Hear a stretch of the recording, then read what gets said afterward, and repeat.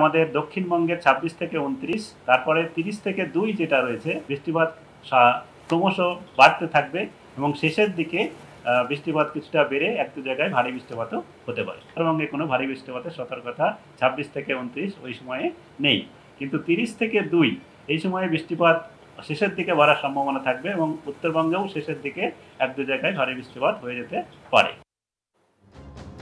মানে পুজোয় বৃষ্টি বিপদ ফেলতে পারে, আর এই আশঙ্কার কথা গতকালই তো আমরা বলেছিলাম, TV9 বাংলা আপনাদের জানিয়েছিল।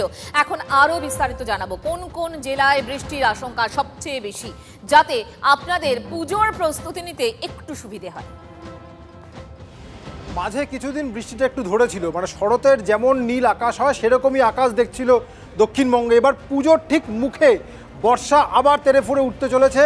এই বঙ্গোপসাগরে একটা নিম্নচাপ সৃষ্টি হতে চলেছে, যার প্রভাবে দক্ষিণবঙ্গ তো বটেই, পূর্ব ভারতে যদি দেখা যায় রাজস্থান, উড়িষ্যা, মধ্য ভারত, এমনকি যে রাজস্থান থেকে বর্ষা বিদায় নেওয়া শুরু করেছে সেখানেও সেপ্টেম্বরের শেষ এবং অক্টোবরের শুরুতে স্বাভাবিকের থেকে বেশি বৃষ্টির আশঙ্কা। এবার দেখাবো পুজোর সপ্তাহে দক্ষিণবঙ্গের কোন কোন জেলায় অতিরিক্ত বৃষ্টি হতে পারে, যেটা আবহবিদরা বলছেন। আমাদের আলিপুর আবহাওয়া দপ্তর যে মানচিত্র দিয়েছে তাতে দেখা যাচ্ছে মূলত উপকূলের জেলা উত্তর 24 পরগনা,